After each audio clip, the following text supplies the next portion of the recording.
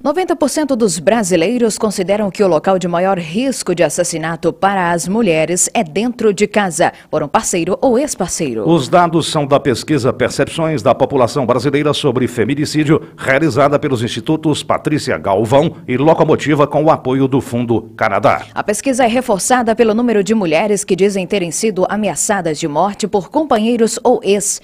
30% delas, o equivalente a 25,7 milhões de brasileiras. Entre elas, 1 em cada 6 já sofreu tentativa de feminicídio. A presidente da OAB Mulher de Patos de Minas, a advogada Kátia Andrade, comenta os dados e confirma a veracidade da pesquisa. Eu tenho que dizer que quaisquer números que venham do Instituto Patrícia Galvão têm uma confiabilidade absurda, né? Porque é um instituto que se dedica justamente a estudar políticas públicas voltadas para o enfrentamento à violência doméstica. Então, se veio do Instituto Patrícia Galvão, eu tenho certeza que esses números têm embasamento e são confiáveis. E eu realmente tive acesso a essa pesquisa. O que a gente pode dizer desses números? Que, infelizmente, para a maioria dessas mulheres, ou para muitas mulheres, o lar não é um ambiente seguro. O lar é justamente o local onde a mulher ela se sente em perigo, onde ela se sente em risco, onde ela pode vir sofrer algum tipo de agressão, algum tipo de violência, e, infelizmente, tem a própria vida. Esses números, inclusive, Gustavo, eles foram divulgados essa semana, porque no dia 25, né, depois de manhã, é o Dia Internacional da Não Violência contra a Mulher. Então, essa é uma semana de debates, né, de políticas públicas de enfrentamento à violência de gênero. Então, possivelmente, você vai ver, todas as pessoas vão ver, inclusive, mais matérias falando sobre violência doméstica. Não só sobre violência doméstica, porque a gente tem que entender que a violência de gênero, apesar da gente dar muita ênfase à violência doméstica, ela não é só violência doméstica. Subnotificação nem sei se seria o termo correto, porque dá a impressão de que as autoridades não estão passando os números reais, como não é isso que acontece. Eu tenho certeza que os números que me são fornecidos, por exemplo, pela Polícia Civil de Patos, eu tenho certeza que eles são verdadeiros do ponto de vista da formalidade. Eu tenho certeza que aquele é o número de mulheres que realmente se dirigiu à delegacia e fez a apresentação contra o agressor. O que ocorre?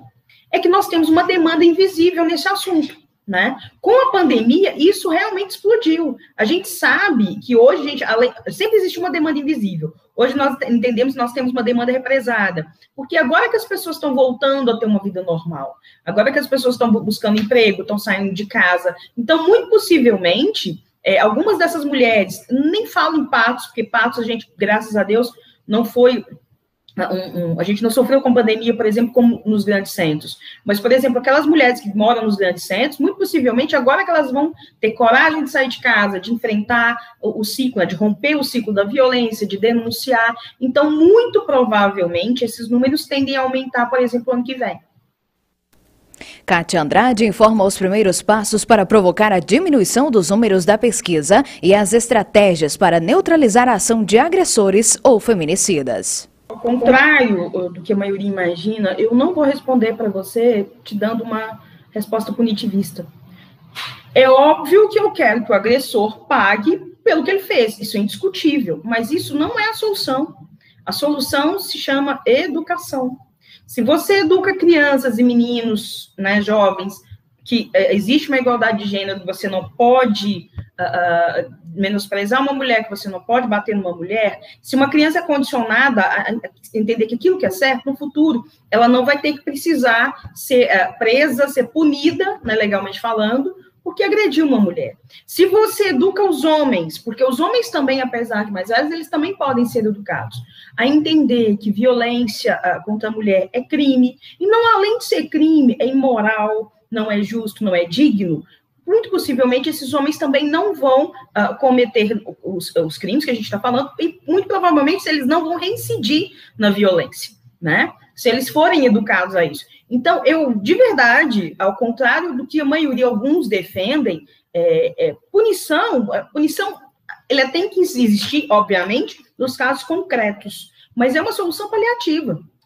Porque aquele homem que bate na mulher, ele pode ficar preso, ele pode ser punido, e ele deve ser punido. Só que se ele não for reeducado, ele vai voltar e vai fazer aquilo de novo. Se um homem, se um menino, se ele não for educado de modo a entender que homens e mulheres são iguais, que ele deve respeito, que ele tem que tratar uma mulher com dignidade, lá na frente ele vai cometer algum tipo de violência.